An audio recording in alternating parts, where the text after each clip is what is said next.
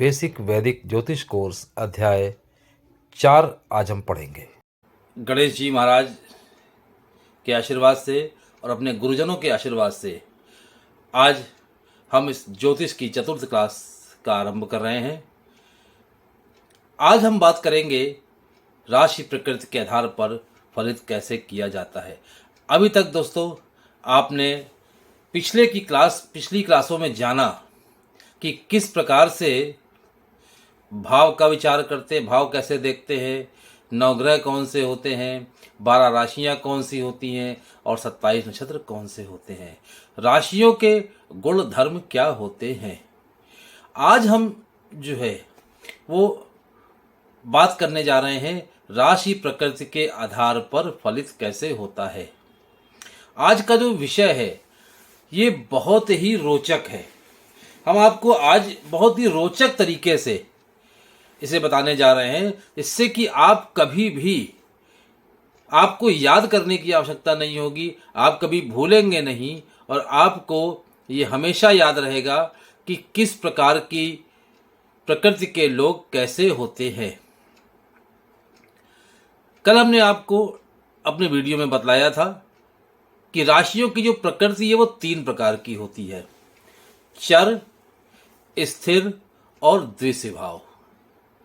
1, 4, 7, 10 राशि वाले चर प्रकृति के होते हैं, 2, 5, 8, 11 वाले स्थिर प्रकृति के होते हैं और 3, 6, 9, 12 वाले द्विस्वभाव प्रकृति के होते हैं।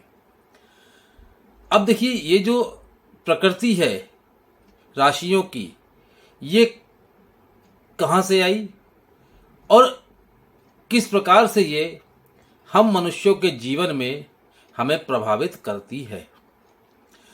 3 प्रकार के हमारे ऋषि हुए हैं जो हमारे वैदिक ग्रंथों में, हमारे पुराणों में इनका बार बार उल्लेख आता है। देखिए 1, 4, 7, 10 के आगे लिखा हुआ है नारद जी, यानी कि नारद ऋषि। इन्हें देवर्षि कहा जाता है, ये देवताओं के ऋषि बतलाए गए हैं। 1, 4, 7, 10 चर, यानी कि चर राशि वाले जो होते हैं वो नारद ऋषि की श्रेणी में आते हैं। है देखिए कितना रोचक। अब नारद जी का ध्यान आते ही आपको उनके गुण धर्म दोष वो सब तुरंत सब याद आ जाएंगे कि नारद जी किस प्रकृति के थे। जिस प्रकृति के नारद जी थे उसी प्रकृति के चर राशि वाले होते हैं, यानी कि मेष, कर्क, तुला और मकर राशि वालों के अंदर नारद ऋषि के गुण पाए जाते हैं।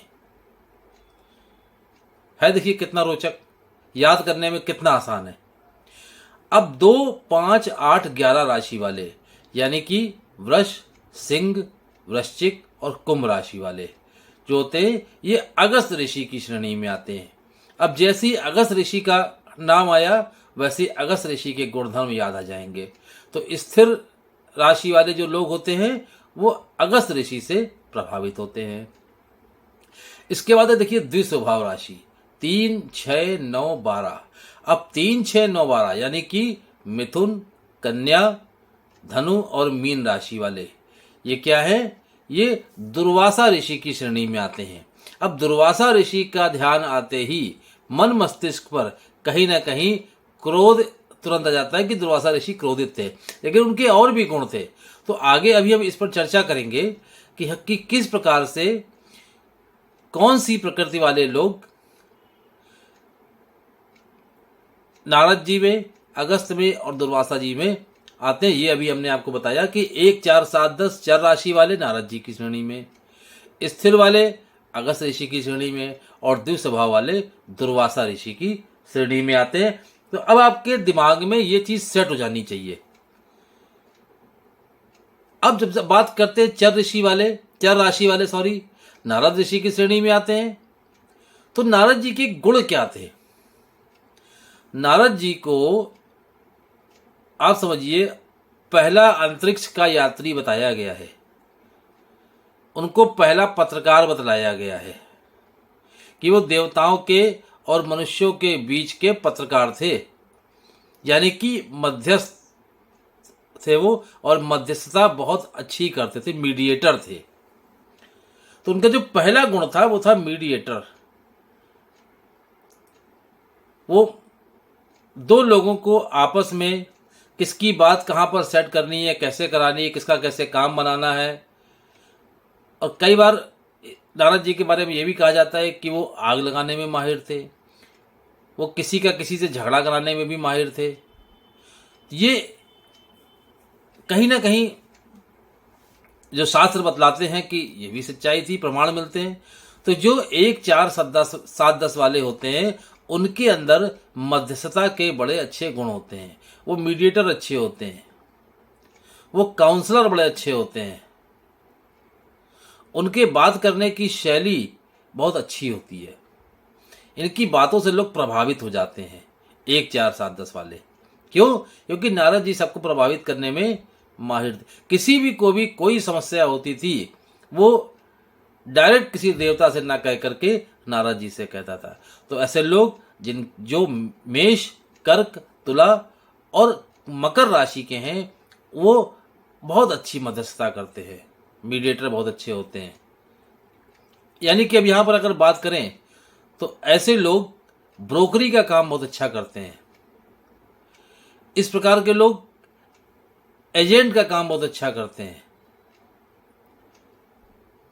दो लोगों के बीच में काम बनवाते हैं और उसका जो बेनिफिट होता है वो ले लेते हैं 1 4 7 10 वाले। दूसरा देखिए लिखा है यात्रा के शौकीन, क्योंकि नारद जी क्या चलायमान थे, चलते रहते थे, जाना चलना उनका एक कहने की जीवन का नियम था, ये उनका जीवन का लक्ष्य था, वो चलते रहते, वो एक जगह टिकते नहीं थे। तो जो 1 4 7 10 वाले हैं इनको यात्राएं बहुत पसंद होती हैं, ये लोग पैदल चलना बहुत पसंद करते हैं, एक शहर से दूसरे शहर जाना बहुत अच्छी पसंद करते हैं। ये लोग टिक के काम नहीं कर सकते, अगर ये कुर्सी पे बैठे हैं तो थोड़ी थोड़ी देर में कुर्सी से उठ के जाएंगे। तीसरा क्या लिखा है, खोजी प्रवृत्ति, यानी कि ऐसे लोग बहुत अच्छे पत्रकार होते हैं, शोध करते हैं, पीएचडी करते हैं ऐसे लोग, और खोज के चीज़ों को निकालना यानी कि बाल की खाल निकालना इनका गुण बताया गया है। लेकिन इनका एक अवगुण भी होता है कि ये इनके पेट में कोई बात पचती नहीं है, ये लोग पेट में बात नहीं रख पाते। चौथा पॉइंट देखिए लिखा है पेट में बात न रख पाना। क्यों? क्योंकि ये नारद जी का गुण था, वो इतने क्लियर हार्टेड थे, साफ हृदय के थे कि वो कोई भी बात अपने अंदर रखते नहीं थे। तो जो लोग अपने अंदर बात नहीं रख पाते हैं वो बड़े क्लियर हार्टेड बतलाए जाते हैं। और पांचवा देखिए क्या है, संगीत प्रेमी, ऐसे लोगों को जो 1 4 7 10 राशि वाले हैं, क्योंकि उन्हें संगीत बड़ा पसंद आता है। क्यों? क्योंकि नारद जी हमेशा अपने हाथ में एक वाद्य यंत्र लिए रहते थे।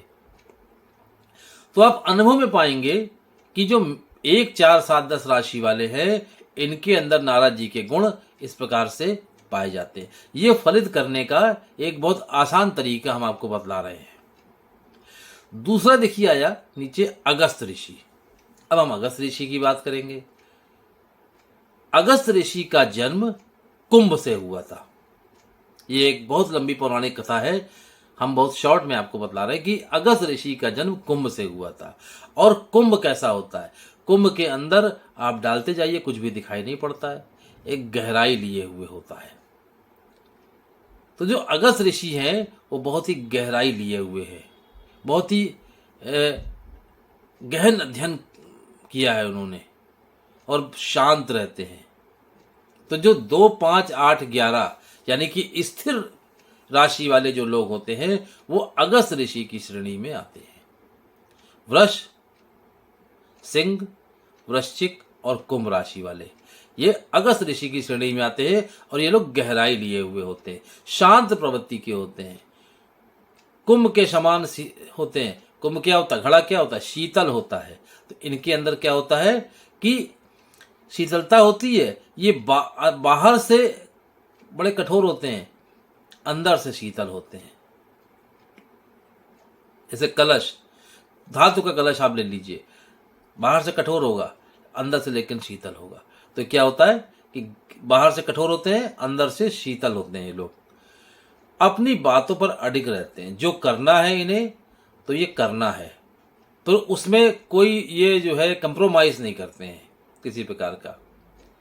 तीसरा, इनके अंदर सेवा भाव बहुत होता है और सहायक भी होते हैं। आपको अगर पता हो कि भगवान राम जब रावण से युद्ध कर रहे थे तो युद्ध में विजय प्राप्त नहीं हो पा रही थी, तब अगस्त ऋषि ने ही उन्हें आदित्य हृदय स्त्रोत का पाठ करने की सलाह दी थी। तो ऐसे लोग कभी कभी अपने से ऊंचे लोगों की भी ऐसी सहायता कर देते हैं जो वो लोग समझ नहीं पाते हैं। तो ऐसे लोग सहायक बहुत अच्छे होते हैं। इन लोगों से सहायता लेना, इन लोगों से सलाह लेना बहुत काम का होता है। तो जो वृष, सिंह, वृश्चिक और कुंभ राशि वाले हैं, ये दूसरों की सहायता करने में माहिर होते हैं और ये बहुत अच्छे, कहना चाहिए कि एडमिनिस्ट्रेटर भी होते हैं। इनके अंदर एडमिनिस्ट्रेशन करने की पावर काफ़ी होती है। फिर है युद्ध नीति विशेषज्ञ। अगस्त ऋषि को यह भी माना गया है कि जब भगवान राम युद्ध कर रहे थे, उस समय जब रावण पर विजय प्राप्त नहीं हो पा रही थी, तो अगस्त ऋषि ने ही उनके मन मस्तिष्क को शांत करके उन्हें कुछ योजनाएं बताई और आदित्य हृदय स्त्रोत का पाठ करने को कहा कि सूर्यदेव से प्रार्थना करेंगे तो आप ये जरूर जीतेंगे। इस प्रकार से क्या होता है, युद्ध नीति विशेषज्ञ का मतलब यहाँ पर होता है कि जैसे मान लीजिए किसी प्रकार की कोई कोर्ट कचहरी हो गई, कोई विवाद हो गया, घर परिवार में कोई कलह हो गई, तो उस चीज को ये लोग बहुत ही सिस्टमेटिक तरीके से निपटा देते हैं, व्यवस्थित कर देते हैं। 2, 5, 8, 11 वाले, अगर किसी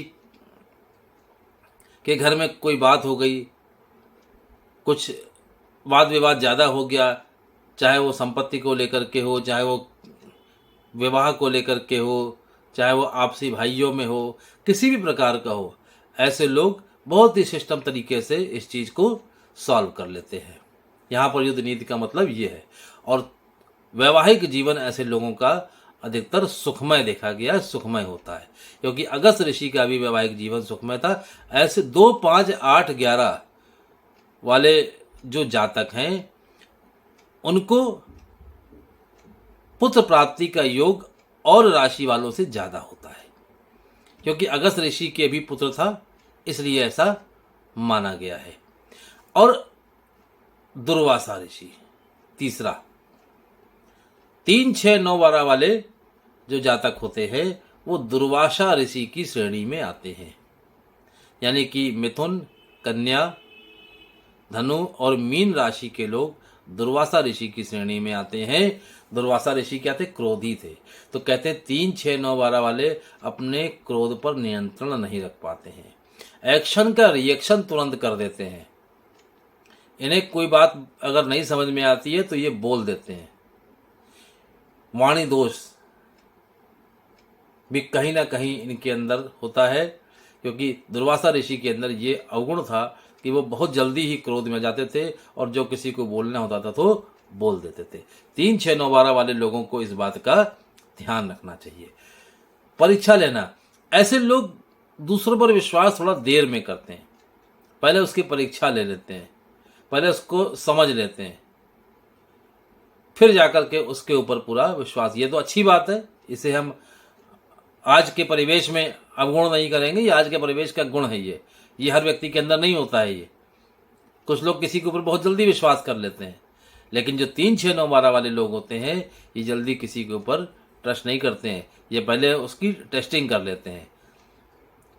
फिर लेकिन एक चीज और भी है, दुर्वासा ऋषि अगर के अंदर क्रोध था तो यदि वो प्रसन्न किसी के ऊपर हो जाते थे तो बहुत कुछ दे भी देते थे। तो जो 3, 6, 9, 12 वाले हैं, ये अगर किसी के ऊपर प्रसन्न हो गए तो उसको सब कुछ लौटा देंगे।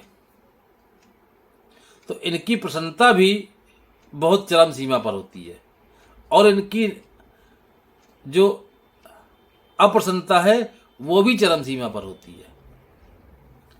फिर है वरदान देने में समर्थ। ऐसे लोग जो 3, 6, 9, 12 वाले हैं, ये अगर किसी को अपनी वाणी से इतना भी कह दे कि खुश रहो तो उस व्यक्ति को वो वरदान समान लग जाता है।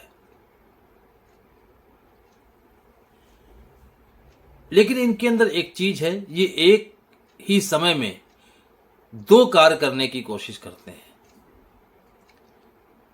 एक कार्य समाप्त नहीं हो पाता और दूसरे कार्य को करने लग जाते हैं, जिस कारण से कई बार क्या होता है कि पहले के कार्य में लास्ट मोमेंट तक आते आते इनको जो नुकसान होने लग जाता है। दो काम करना एक बार में ज़्यादा पसंद करते हैं। और जो एक तीनों में जो सबसे बड़ी चीज़ है नारद जी में, अगस्त्य ऋषि में, दुर्वासा ऋषि में, कि दुर्वासा ऋषि भगवान शिव के उपासक हैं। कहते हैं शिव के अवतार हैं। जिस प्रकार से भगवान शिव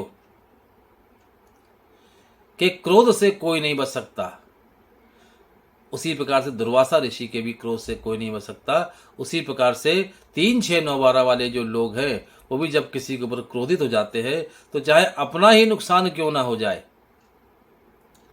फिर वो उस नुकसान को सह लेंगे, लेकिन क्रोध को समाप्त नहीं करते हैं। तो दोस्तों, आज आपने कितने रोचक तरीके से और अच्छे तरीके से इस बात को जाना कि चर, स्थिर और द्विस्वभाव राशि वाले किस ऋषि के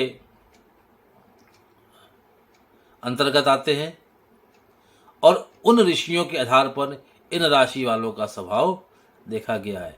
तो इस प्रकार से आप बहुत ही आसानी से